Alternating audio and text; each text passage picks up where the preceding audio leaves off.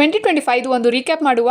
ಫ್ರೆಂಡ್ಶಿಪ್ಪಲ್ಲಿ ನಾನು ಅದೇ ತುಂಬ ಲಕ್ಕಿ. ನಂಗೆ ತುಂಬ ಒಳ್ಳೆ ಫ್ರೆಂಡ್ ಸಿಕ್ಕಿದ್ಲು. ಮತ್ತು NCC ಕೆಡೆಟಿಂದ ಒಂದು NCC ಕೆಡೆಟ್ ಆದೆ. ನನ್ನ ಚಿಕ್ಕು ನನ್ನ ಲೈಫಲ್ಲಿ ಬಂದಿದ್ದು ಫೆಬ್ರವರಿಯಲ್ಲಿ. ತುಂಬ ಮುದ್ದಾಗಿದ್ದಾಳಲ್ವ, ಇಷ್ಟು ಕ್ಯೂಟಾಗಿ. ಅಷ್ಟೇ ಅಲ್ಲ, ಮಾರ್ಚಲ್ಲಿ ನಾನು ಸೆಲೆಬ್ರೇಟ್ ಮಾಡಿದೆ ನನ್ನ ಫ್ರೆಂಡ್ದು ಬರ್ಡೇ ಪಾರ್ಟಿ ಸರ್ಪ್ರೈಸ್ಫುಲ್ ಆಗಿ. ಮೇ ಅಲ್ಲಿ ನಾನು ಊರಿಗೆ ಹೋದೆ. 6 ವರ್ಷಗಳಾದ್ಮೇಲೆ ಹೋಗಿರೋದು, ಎಷ್ಟು ಗ್ಯಾಪ್ ಅಲ್ವಾ. ಮತ್ತು ಜೀವನದಲ್ಲಿ ಫಸ್ಟ್ ಟೈಮ್ ಬೋಟಿಂಗ್ ಮಾಡಿದೆ ಮಿಥಿಲಾ ಹಾರ್ಟ್ಗೆ ಹೋಗ್ಬಿಟ್ಟು. ಅದು ನಾರ್ತಲ್ಲಿ ಬರೋದು. ಜೂನ್ ಜುಲೈ ಅಂತೂ ಹಿಂಗೆ ಹೋಯ್ತು. ಆಗಸ್ಟಲ್ಲಿ ನಾನು ತುಂಬ ಸ್ವೀಟಾಗಿರೋ ಡಿಸಿಷನ್ನ ತಗೊಂಡೆ, ಯೂಟ್ಯೂಬ್ ಸ್ಟಾರ್ಟ್ ಮಾಡೋದು.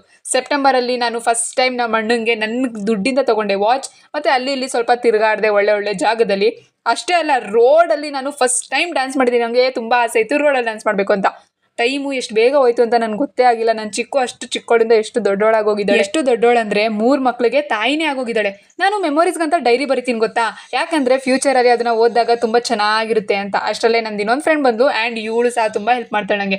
ನಾನು ನನ್ನ ಫ್ಯಾಮಿಲಿಗೂ ಸಹ ಟೈಮ್ ಕೊಟ್ಟೆ. ಮಮ್ಮಿಗೆ ಈಚೆ ಕರ್ಕೊಂಡೋಗು, ಸುತ್ತಾಡೋದು ಎಲ್ಲ ಮಾಡಿದ್ದೀನಿ. ಇಷ್ಟರಲ್ಲಿ ನಾನು ನನ್ನ ದೇವ್ರ ಮೇಲೆ ಮಾತ್ರ ಎಲ್ಲೂ ಬಿಡಲ್ಲ, ಅವ್ರ ಮೇಲೆ ಭಕ್ತಿ ಸಹ ಹೆಚ್ಚಾಯಿತು. ನಿಮ್ಮ 2025 ತುಂಬ ಚೆನ್ನಾಗಿದೆ ಅಂತ ಅಂದ್ಕೊಂಡಿದ್ದೀನಿ. ಇವಾಗ 2026 ವೆಲ್ಕಮ್ ಮಾಡೋಣ.